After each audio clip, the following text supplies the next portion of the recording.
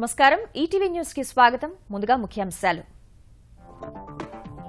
మత్తు ముఠాలతో సంబంధం లేదన్న పూరి జగన్నాథ్ కెల్విన్ ను ఎప్పుడూ కలవలేదని సిట్కు స్పష్టీకరణ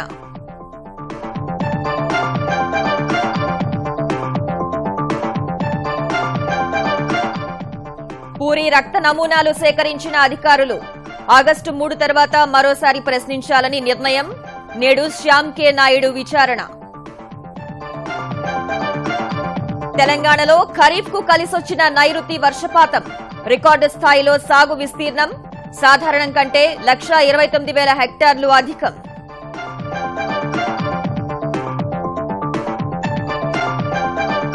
ఢిల్లీలో 14 రోజులకు చెరవీడిన గద్వాల వైద్యుడు కిడ్నాపర్లపై కాల్పులు జరిపి కాపాడిన పోలీసులు శ్రీకాంత్ గౌడ్ కుటుంబ సభ్యుల్లో ఆనందం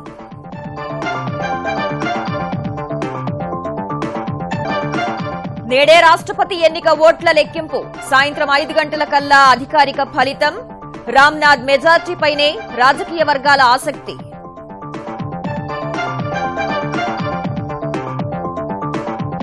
వ్యక్తిగత గోప్యత హక్కుకు నిర్దిష్ట ప్రామాణికత కాదన్న సుప్రీంకోర్టు సహేతుక ఆంక్షలను అడ్డుకోలేదని రాజ్యాంగ ధర్మాసనం వ్యాఖ్య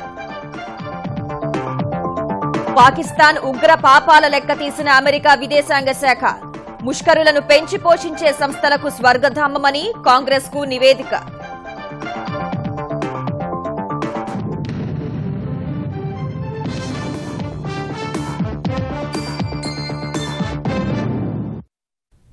మాదక ద్రవ్యాల ముఠాలతో తనకు ఎలాంటి సంబంధం లేదని సినీ దర్శకుడు పూరి జగన్నాథ్ స్పష్టం చేశారు 11 గంటల పాటు అనేక కోణాల్లో సుదీర్ఘంగా ప్రశ్నించిన తెలంగాణ ఆబ్కారీ శాఖ సిట్ అధికారులకు కెల్విన్ ను తాను ఎప్పుడూ కలవలేదని స్పష్టం చేశారు పూరి రక్త నమూనాలు సేకరించిన సిట్ బృందం ఆగస్టు 3 తర్వాత మరోసారి ప్రశ్నించాలని నిర్ణయించింది తెలుగు సినీ పరిశ్రమను కుదిపేస్తున్న మాదక ద్రవ్యాల వ్యవహారంపై తెలంగాణ ఆబ్కారీ శాఖ ప్రత్యేక దర్యాప్తు బృందం సినీ దర్శకుడు పూరి జగన్నాథ్ను 11 గంటల పాటు ప్రశ్నించింది బుధవారం ఉదయం 9:50 నాంపల్లిలోని ఆబ్కారీ శాఖ ఎక్సైజ్ కమిషనర్ కార్యాలయానికి చేరుకున్న పూరీని సిట్ బృందం 5వ అంతస్తులోని గదికి తీసుకెళ్లింది అక్కడ 10:15 విచారణ ప్రారంభమవగా రాత్రి 9:30 తర్వాత పూరి జగన్నాథ్ ఇంటికి వెళ్లిపోయారు అకున్ సబర్వాల్ నేతృత్వంలో సిట్ ఇన్ఛార్జ్ శీలం శ్రీనివాసరావు సిఐ శ్రీనివాస్ వివేక్ విజయ్ పవన్ల బృందం అనేక కోణాల్లో పూరిపై ప్రశ్నల వర్షం కురిపించి కీలక సమాచారం రాబట్టినట్టు తెలుస్తోంది కెల్విన్ సహా ఇతర మాదక ద్రవ్యాల సరఫరా ముఠాల నుంచి సేకరించిన వివరాలు వారి సెల్ఫోన్ల ద్వారా సేకరించిన సమాచారం ఆధారంగా పూరీని విచారించారు మాదక ద్రవ్యాల అలవాటు ఎప్పటినుంచి ఉంది ఎవరి వద్ద సమకూర్చుకునేవారు కెల్విన్తో సంబంధాలు ఎలా ఏర్పడ్డాయి వంటి ప్రశ్నలు సంధించారు విచారణలో గంటకోసారి విరామం ఇచ్చిన సిట్ బృందం ఆ గంటలో పూరి చెప్పిన సమాధానాలు సమీక్షించుకుని తిరిగి కొత్త ప్రశ్నలతో ఉక్కిరిబిక్కిరి చేసినట్లు తెలుస్తోంది కొన్నిసార్లు అధికారుల ప్రశ్నలకు సమాధానాలు చెప్పలేక పూరి ఇబ్బంది పడినట్లు తెలుస్తోంది పూరి మత్తుమందులు వాడుతున్నారా లేదో నిర్ధారించుకోవడానికి ఉస్మానియా వైద్య బృందాన్ని పిలిపించి రక్త నమూనాలు సేకరించారు He has cooperated వాలంటరీగా శాంపుల్ కి డ్రా చేశాము శాంపుల్ వచ్చిన తర్వాత ఎగ్జామినేషన్ అయిన తర్వాత చెప్పడం జరుగుతుంది ఫర్దర్ క్లూస్ కూడా ఇచ్చారు ఇన్వెస్టిగేషన్ జరుగుతా ఉంది అధికారులు అడిగిన అన్ని ప్రశ్నలకు సమాధానం చెప్పారని పూరి జగన్నాథ్ స్పష్టం చేశారు విచారణ ముగిశాక నేరుగా ఇంటికి వెళ్లి ట్విట్టర్లో ఓ వీడియో విడుదల చేసిన పూరి మీడియా తీరుపై విచారం వ్యక్తం చేశారు ఉన్న ఎలిగేషన్స్ గురించి నన్ను చాలా ప్రశ్నలు వేశారు కెల్విన్ ముఠాతో పరిచయం లేదని కెల్విన్ నేను ఎప్పుడు కలలేదని వాళ్ళకి క్లియర్గా చెప్పాను మళ్ళీ వాళ్ళు ఎప్పుడు పిలిచినా నేను మళ్ళీ వెళ్ళడానికి నేను రెడీగా ఉన్నాను నాట్ ఓన్లీ డ్రగ్స్ ఇల్లీగల్ అయితే మాత్రం నేను ఎప్పుడు ఇలాంటి పనులు నేను ఎప్పుడు లైఫ్లో చేయను కూడా మీడియా మిత్రులందరూ నాకు నిజంగా ఫ్రెండ్సే నేను 1-on-1 కలుస్తాం మేము అందరం మాట్లాడుకుంటాం ఎంత ఫ్రెండ్లీగా ఉన్న మనీ టైం కమ్స్ వాళ్ళకి తెలిసినా తెలియపోయినా కట్టుకథలు చేసి ఏవో ½ అన్ అవర్ ప్రోగ్రాలు చేసి నిజంగా చెప్పాలంటే జీవితాలు నాశనం చేశారు మా అమ్మ నా వైఫ్ నా పిల్లలు అన్నదమ్ముళ్ళు 4 రోజుల నుంచి ఏడుస్తున్నారు మీడియా మీద చాలా బాధగా ఉంది ఎందుకంటే అందరూ తెలుసు రేపు మళ్ళీ మనం కలుస్తాం కూడా బట్ చాలా డిస్టర్బ్ చేశారు ఏదైనా ఉంటే రేపు సిట్ ఆఫీసర్లు డిసైడ్ చేస్తారు వచ్చే నెల 2 వరకు మరో 11 మంది సినీ ప్రముఖుల్ని విచారించనున్న సిట్ వాటన్నింటినీ క్రోడీకరించుకుని ఆగస్టు 3 తర్వాత పూరి జగన్నాథ్ను మరోసారి ప్రశ్నించాలని నిర్ణయించింది మరోవైపు మాదక ద్రవ్యాల కేసులో సిట్ విచారణ పర్వం ఊపందుకుంది. సినీ ప్రముఖులు వంతుల వారీగా విచారణలో భాగంగా నేడు ఛాయాగ్రాహకుడు శ్యామ్ కే నాయుడును విచారించనున్నారు. ఉదయం 10:30కు నాంపల్లిలోని తెలంగాణ ఆబ్కారీ శాఖ కార్యాలయానికి రావాలని శ్యామ్ కే నాయుడుకు ఇప్పటికే తాకీదులు పంపిన అధికారులు పూరీ జగన్నాథ్ తరహాలోనే సుదీర్ఘంగానే ప్రశ్నించే అవకాశం ఉంది. ఇదే సమయంలో గోవా, ఇతర ప్రాంతాల నుంచి పార్సిళ్ల ద్వారా హైదరాబాద్కు డ్రగ్స్ చేరుతున్నట్లు గుర్తించిన SIT DHL, blue dart, FedEx courier సంస్థలకు నోటీసులు ఇచ్చింది. కెల్విన్కు డ్రగ్స్ సరఫరా చేసిన కొరియర్ సిబ్బంది వాంగ్మూలాలు నమోదు చేసి కోర్టుకు సాక్ష్యాలుగా సమర్పించనున్నారు.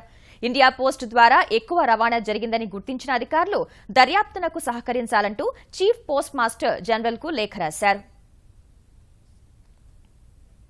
మరోవైపు ఉభయ గోదావరి జిల్లాల్లోనూ మత్తుమందుల కలకలం రేగింది. 2 జిల్లాల్లో గంజాయి, మత్తుమందులు విక్రయించే 4 సభ్యుల ముఠాను కాకినాడ పోలీసులు పట్టుకున్నారు. వారి వద్ద గంజాయి, ఔషధాలు, 2,03,000 రూపాయల నగదు స్వాధీనం చేసుకున్నారు. కాకినాడకు చెందిన 4 వ్యక్తులు పశ్చిమ గోదావరి జిల్లా భీమవరంలోని Prasad and co medical store, Eluru పవరుపేటలోని దుర్గా భవానీ మెడికల్స్ నుంచి వివిధ రకాల మత్తు కలిగించే ఔషధాలను కొనుగోలు చేసి మత్తుమందులకు బానిసలుగా మారిన యువతకు అధిక మొత్తంలో విక్రయిస్తున్నారని తూర్పుగోదావరి జిల్లా ఎస్పీ విశాల్ గున్ని తెలిపారు. తూర్పుగోదావరి జిల్లా అంగరలోని Sri Sairam medicals and general stores నుంచి కూడా కొనుగోలు చేసి యువతను మత్తులకు బానిసలుగా మార్చుతున్నారని వెల్లడించారు. నా రిక్వెస్ట్ ఏంటంటే కొంతమంది స్టూడెంట్స్ ఈ ప్రిస్క్రిప్షన్ డ్రగ్స్ కి అలవాటు పడుతున్నారు. I request all the parents to keep a monitoring check on their students. ఎలా ఉంది అలవాటు, వారు యూజువల్ గా ఉన్నట్లు ఉన్నారా, లేదంటే వారి అలవాట్లు కానీ యాక్టివిటీస్ కానీ మూడ్లో కానీ ఏదైనా చేంజెస్ ఉన్నాయా అని దయచేసి మీరు క్లోజ్గా మీ పిల్లోళ్ళని మానిటర్ చేస్తూ ఉండాలి. కొన్ని కాలేజ్ పిల్లోళ్ళు దీంట్లో ఇన్వాల్వ్ ఉన్నారు. I again request all the institution owners, వారు కొత్త స్టూడెంట్స్ని మానిటర్ చేయాలి. We will start the investigation further and ensure దీని వెనక ఇంకా వేరే ఎవరెవరు ముఠాలు ఉన్నారో దాన్ని బయటకు తీయడానికి మనం 100% ఎఫర్ట్ పెడతాం. తెలంగాణలో ఈ ఏడాది ఖరీఫ్లో రికార్డు స్థాయిలో పంటలు సాగయ్యే అవకాశం ఉంది. రుతుపవనాల సానుకూలతలతో ఖరీఫ్ ప్రారంభం నుంచి సాధారణం కంటే 21% అధిక వర్షపాతం నమోదైంది. గతేడాది 10 జిల్లాల్లోనే అధిక వర్షం ఉండగా ఈసారి 25 జిల్లాల్లో సాధారణం కంటే అధిక వర్షపాతం నమోదైంది. మొత్తం 31 జిల్లాల్లో సాధారణం లేదా అంతకంటే ఎక్కువ వర్షపాతమే నమోదైందని తెలంగాణ వ్యవసాయ శాఖ ప్రకటించింది. సాధారణ వర్షపాతం 263.3 మిల్లీమీటర్లు కాగా ఇప్పటికే 318.2 మిల్లీమీటర్లు నమోదైనట్లు వెల్లడించింది. దీని ప్రభావంతో సాగు విస్తీర్ణం ఇప్పటికే అంచనాలు మించిందని వ్యవసాయ శాఖ నివేదికలో వెల్లడించింది. ఇప్పటి వరకు 25,52,000 హెక్టార్లలో విత్తనాలు, నాట్లు పడ్డాయన్న అధికారులు ఇది గతేడాది ఈ సమయానికి ఉన్న విస్తీర్ణం కంటే 50% అధికమని తెలిపింది. తెలంగాణ వర్షాధార భూముల్లో సాధారణంగా వేసే మొక్కజొన్న, పొద్దుతిరుగుడు, వేరుశెనగ, కంది, పెసర పంటలు తగ్గించి ఈసారి అత్యధికంగా 15 లక్షల హెక్టార్ల మేర పత్తి సాగు చేస్తుండడం అధికారుల్ని ఆశ్చర్యానికి గురిచేస్తుంది. వరి నాట్లు గతేడాది కంటే 60% పెరగ్గా ఆహార ధాన్యాలు, నూనె గింజల సాగు తగ్గింది. ఎన్డీఏ అభ్యర్థి రామ్నాథ్ కోవింద్ విజయం ఖాయమనే అంచనాల మధ్య రాష్ట్రపతి ఎన్నికల ఫలితం ఇవాళ వెలువడనుంది. దేశ 14వ రాష్ట్రపతి ఎన్నిక కోసం జరిగిన ఎన్నికల ఓట్ల లెక్కింపు కోసం ఢిల్లీలో ఎన్నికల సంఘం అధికారులు సర్వం సిద్దం చేశారు. ఉదయం 11 గంటలకు లెక్కింపు ప్రారంభించి సాయంత్రం 5 గంటలకల్లా ఫలితాన్ని అధికారికంగా ప్రకటించనున్నారు. పార్లమెంట్ హౌస్ పోలింగ్ కేంద్రానికి సంబంధించిన బ్యాలెట్ పెట్టెతో లెక్కింపు ప్రారంభించనున్న అధికారులు తర్వాత వేర్వేరు రాష్ట్రాల నుంచి వచ్చిన బ్యాలెట్ పెట్టెల్ని అక్షర క్రమంలో తెరిచి లెక్కిస్తారు. 4 వేర్వేరు బల్లలపై 8 రౌండ్లలో ఓట్ల లెక్కింపు జరపనున్నారు. కోవింద్, మీరాకుమార్ పోటీ చేసిన అధికార ఎన్డీఏ పక్షాలతో పాటు తెరాస, వైకాపా, బీజేడీ, అన్నాడీఎంకే, జేడీయూ వంటి ఇతర పార్టీలు మద్దతిచ్చిన రామ్నాథ్ కోవింద్ గెలుపు లాంఛనం కానుంది. 2012 రాష్ట్రపతి ఎన్నికల్లో ప్రణబ్ ముఖర్జీ 7,13,763 ఓట్ల ఆధిక్యంతో గెలవగా ఇప్పుడు కోవింద్కు ఎంత మెజారిటీ వస్తుంది అన్నది సాయంత్రానికి తేలనుంది. ఉపరాష్ట్రపతి ఎన్నికల్లో అధికార ఎన్డీఏ అభ్యర్థి వెంకయ్యనాయుడు విపక్షాల ఉమ్మడి అభ్యర్థి గోపాలకృష్ణ గాంధీపై సునాయాస విజయాన్ని అందుకోనున్నారు. ఇప్పటి వరకు 60% ఓట్లు వెంకయ్యకు పోలయ్యే అవకాశాలు కనిపిస్తున్నాయి. 788 సభ్యుల ఎలక్టోరల్ కాలేజీలో వెంకయ్యకు 485 మంది మద్దతుంది. పార్లమెంట్ సభ్యులు మాత్రమే ఓటు హక్కు వినియోగించుకోనుండగా 544 సభ్యులు ఉన్న లోక్సభలో ఎన్డీఏకు 337 మంది సభ్యులున్నారు. ఇక 244 ఎంపీలున్న రాజ్యసభలో 77 మంది అధికార కూటమి సభ్యులున్నారు. తెరాస, వైకాపా, అన్నాడీఎంకే కూడా వెంకయ్యకు మద్దతు ప్రకటించడంతో కూటమి సంఖ్యాబలానికి అదనంగా లోక్సభలో మరో 54, రాజ్యసభలో 17 మంది సభ్యుల మద్దతు పెరిగింది. ఆగస్టు 5న జరిగే పోలింగ్ నాటికి వెంకయ్యకు మద్దతు ఇంకా పెరుగుతుందని కమలనాథులు భావిస్తున్నారు. వ్యక్తిగత గోప్యత తిరుగులేని హక్కేమీ కాదని సుప్రీంకోర్టు ప్రధాన న్యాయమూర్తి జస్టిస్ కెహర్ నేతృత్వంలోని 9 మంది సభ్యుల రాజ్యాంగ ధర్మాసనం వ్యాఖ్యానించింది. ఆధార్ రాజ్యాంగ బద్దతను సవాల్ చేస్తూ దాఖలైన వ్యాజ్యాలపై విచారణ సందర్భంగా చర్చనీయాంశమైన గోప్యత హక్కుపై విచారణ ప్రారంభించిన రాజ్యాంగ ధర్మాసనం చట్టాల రూపకల్పనలో పౌరులపై సహేతుక ఆంక్షలు పెట్టుకోకుండా అడ్డుకోలేరని, ఈ మేరకు గోప్యత హక్కును నియంత్రించే అధికారం రాజ్యాంగానికి ఉండొచ్చని అభిప్రాయపడింది. వ్యక్తిగత హక్కుకు నిర్దిష్ట లేదని, స్వేచ్ఛా హక్కులో ఇమిడి ఉన్న చిన్న అంశం మాత్రమేనని పేర్కొంది. గోప్యత హక్కును నిర్దిష్ట హక్కుగా మార్చాలంటే ముందుగా దాన్ని నిర్వచించాల్సి ఉంటుందని ధర్మాసనం వ్యాఖ్యానించింది. వ్యక్తిగత ఇష్టాయిష్టాలు నిర్ణయించుకోవడం పౌరుడి స్వేచ్ఛా హక్కని, వాటికి వ్యక్తిగత గోప్యత అవసరమని పిటిషనర్ తరపు న్యాయవాది వాదించారు. స్వేచ్ఛ, వ్యక్తిగత గోప్యత ఒకటి లేకుండా ఒకటి సాధ్యపడవని స్పష్టం చేశారు. వ్యక్తిగత గోప్యత హక్కును రాజ్యాంగంలో పేర్కొనలేదని అటార్నీ జనరల్ వేణుగోపాల్ ధర్మాసనాన్ని దృష్టికి తీసుకురాగా వాదనలు ఇవాళ కొనసాగనున్నాయి. ఢిల్లీలో అపహరణకు గురైన తెలంగాణ వైద్యుడు శ్రీకాంత్ గౌడ్కు 14 రోజుల తర్వాత విముక్తి లభించింది. తూర్పు ఢిల్లీలోని ఓ ప్రైవేట్ ఆసుపత్రిలో వైద్యుడిగా పనిచేస్తున్న శ్రీకాంత్ గౌడ్ను ఈ నెల 6న అపహరించిన ఓలా క్యాబ్ డ్రైవర్ 5 కోట్లు డిమాండ్ చేయగా ఉత్తరప్రదేశ్, ఢిల్లీ పోలీసులు సంయుక్త ఆపరేషన్ నిర్వహించి సురక్షితంగా కాపాడారు. నిందితులు బేరసారాలాడుతున్న ఫోన్ కాల్ ఆధారంగా మీరట్లో గుర్తించిన పోలీసులు శ్రీకాంత్ ను విడిపించే క్రమంలో కాల్పులు కూడా జరిపారు. తప్పించుకున్న నిందితులు శ్రీకాంత్ ను మేరట్ నుంచి హరిద్వార్ తీసుకెళ్లారు. అక్కడ పోలీసులు వెంబడించడంతో ఢిల్లీ బాటపట్టారు. మార్గ మధ్యలో ముజఫర్ నగర్ వద్ద మరోసారి కాల్పులు జరిపిన పోలీసులు శ్రీకాంత్ గౌడ్ ను సురక్షితంగా రక్షించారు. 4 నిందితుల్ని అదుపులోకి తీసుకోగా ఒకరు కాల్పుల్లో గాయపడినట్లు తెలుస్తోంది. ఢిల్లీ పోలీసులు ఇవాళ పూర్తి సమాచారం వెల్లడించనున్నారు. శ్రీకాంత్ గౌడ్ తో ఫోన్లో మాట్లాడిన గద్వాలలోని అతని కుటుంబ సభ్యులు మిఠాయిలు పంచుకుని సంబురాలు చేసుకున్నారు.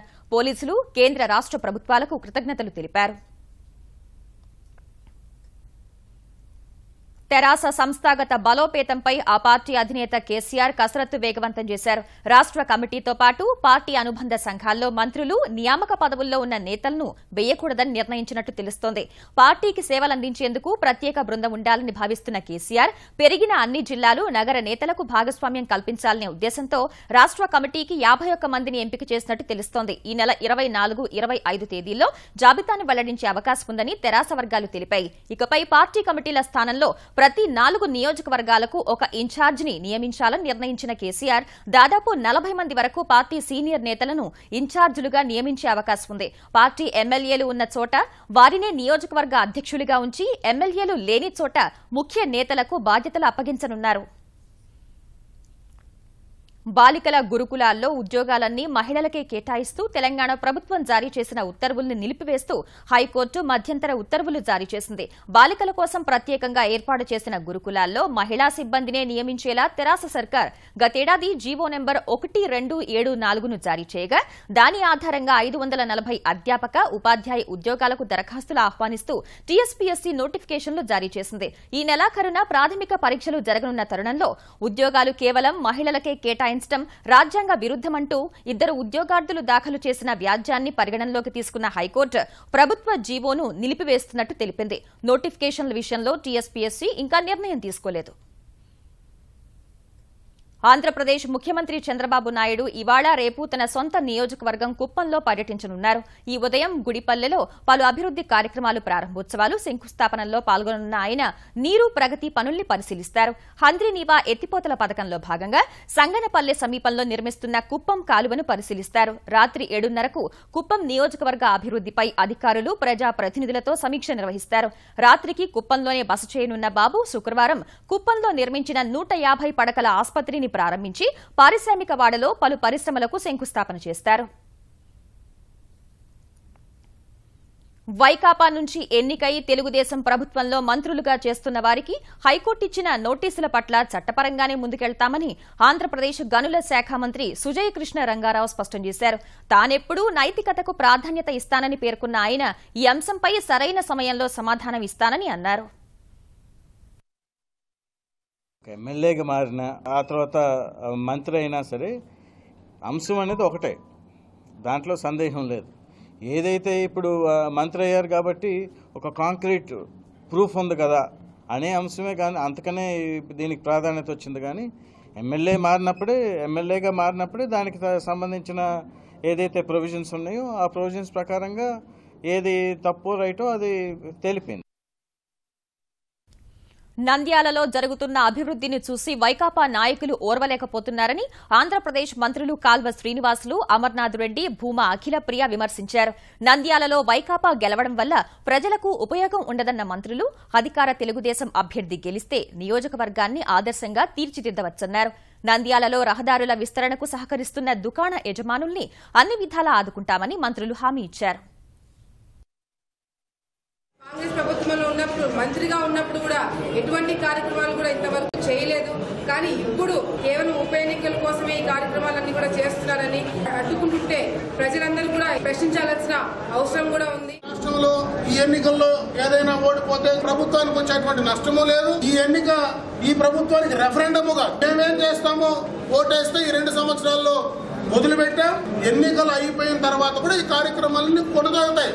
ఇవన్నీ సజావుగా కొనసాగాలంటే తెలుగుదేశం పార్టీ అభ్యర్థి గెలవాల్సినటువంటి అవసరం ఉంది. గెలిస్తేనే చేస్తామనేటువంటి కార్యక్రమాలు కాదు. ఉద్యోగులతో పరుషంగా ప్రవర్తించారనే ఆరోపణలతో అనంతపురం ఎంపీ జేసీ దివాకర్ రెడ్డిపై విధించిన నిషేధాన్ని ఎత్తివేస్తున్నట్లు ఇండిగో విమానయాన సంస్థ ప్రకటించింది. జూన్ 15న విశాఖ విమానాశ్రయంలో బోర్డింగ్ పాస్ విషయమై ఇండిగో సిబ్బందితో దివాకర్ రెడ్డి వాగ్వాదానికి దిగ్గా ఇండిగా సహా ఇతర విమానయాన సంస్థలన్నీ ఆయన ప్రయాణంపై నిషేధం విధించాయి. తనపై విధించిన నిషేధంపై జేసీ హైకోర్టును ఆశ్రయించగా హైకోర్టు ఆయన విమానయాన సంస్థలకు నోటీసులు ఇచ్చింది. ఈ క్రమంలో జేసీతో ఇండిగో ప్రతినిధులు చర్చలు జరపగా జేసీ తన ఫిర్యాదును వెనక్కి తీసుకున్నారు. ఈ క్రమంలో ఇండిగో కూడా ఆయనపై నిషేధాన్ని ఎత్తివేసింది. ఇండిగో బాటలోనే ఎయిర్ ఇండియా కూడా జేసీపై నిషేధాన్ని ఎత్తివేస్తున్నట్లు తెలిపింది. తల్లిదండ్రులు తన మొహం చూస్తే వారికి ప్రాణహాని ఉంటుందనే భయంతో ఇంట్లో నుంచి వెళ్లిపోయిన పూర్ణిమ సాయి ఎట్టకేలకు వారితో వెళ్లడానికి ఒప్పుకుంది. కాచిగూడ లింబోలి అడ్డాలోని ప్రభుత్వ బాలికా సదనంలో ఉన్న పూర్ణిమ సాయిని తల్లిదండ్రులు కలిసి మాట్లాడిన తర్వాత అంగీకరించింది.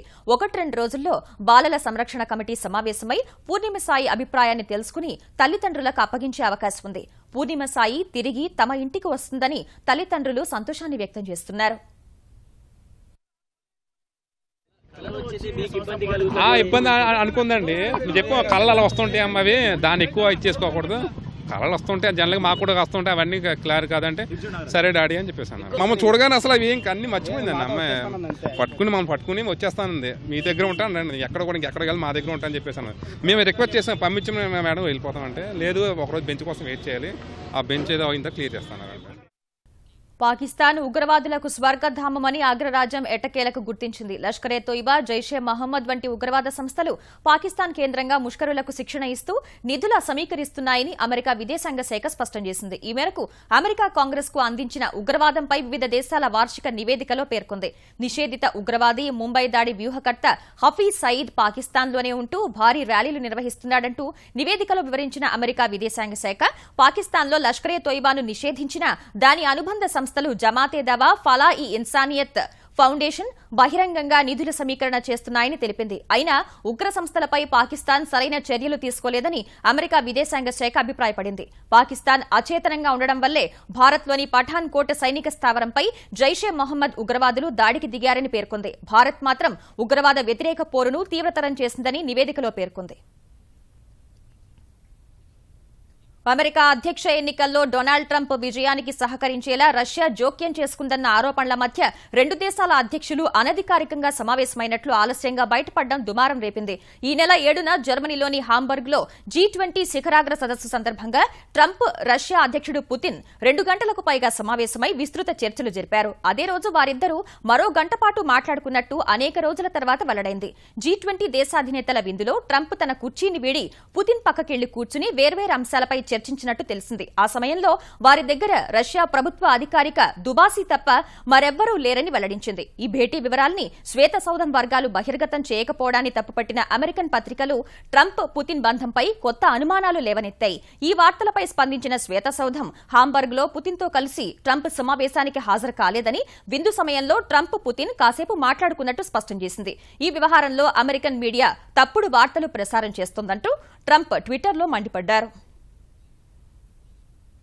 స్వశక్తి భారతదేశ నిర్మాణానికి మహిళా సాధికారత తప్పనిసరని సందేశమిస్తూ 50 మంది మహిళా రైడర్లు సాహసోపేత ర్యాలీకి శ్రీకారం చుట్టారు. ద్విచక్ర వాహనాలపై 45 రోజుల్లో 15 రాష్ట్రాల మీదుగా 10,000 కిలోమీటర్ల యాత్ర ప్రారంభించారు. సూరత్ నుంచి బయలుదేరిన బైకింగ్ క్వీన్స్ బృందం తమిళనాడులోని కన్యాకుమారి, తర్వాత మనాలి మీదుగా జమ్మూ కశ్మీర్ లద్దాఖ్లోని కుర్దుంగ్లా వద్దకు వెళ్లనున్నారు. 71వ స్వాతంత్ర్య దినోత్సవం నాడు ఖర్దుంగ్లాలో విదేశాంగ మంత్రి సుష్మా స్వరాజ్ సమక్షంలో బైకింగ్ క్వీన్స్ బృంద సభ్యులు త్రివర్ణ పతాకం ఎగురవేయనున్నారు. ఈ యాత్రలో 6,000 గ్రామాల మీదుగా ప్రయాణించే మహిళా బైకర్లు మార్గమధ్యంలో పేద చిన్నారులకు విద్య, వైద్య కిట్లు అందజేస్తారు. ప్రధాని నరేంద్ర మోదీ సూచన మేరకే ఈ యాత్ర చేపట్టామన్న బైకింగ్ క్వీన్స్ ర్యాలీ ముగించుకుని తిరిగొచ్చేటప్పుడు ఆయన్ని కలవనున్నట్లు చెప్పారు. భారీ వర్షాలకు చైనా ఈశాన్య ప్రాంతంలోని డయాన్ షూ లవ్ జలపాతం కొత్త అందాలను సంతరించుకోగా ఈ ప్రకృతి సౌందర్యాన్ని చూసేందుకు పెద్ద సంఖ్యలో పర్యాటకులు తరలివస్తున్నారు. హెలాంగ్జియాంగ్ రాష్ట్రంలోని జింగ్పో సరస్సు వద్ద ఉన్న ఈ జలపాతాన్ని చూసేందుకు విదేశీ పర్యాటకులు కూడా వస్తున్నారు. ప్రతిరోజు 10,000 మందికి పైగా సందర్శకులు వస్తున్నట్టు చెప్పిన అధికారులు జలపాతం వద్ద ఎలాంటి ప్రమాదాలు జరగకుండా భద్రత ఏర్పాటు చేసినట్టు తెలిపారు. ప్రపంచంలో అతిపెద్ద అగ్నిపర్వత సరస్సుగా జింగ్పో సరస్సుకు పేరుంది.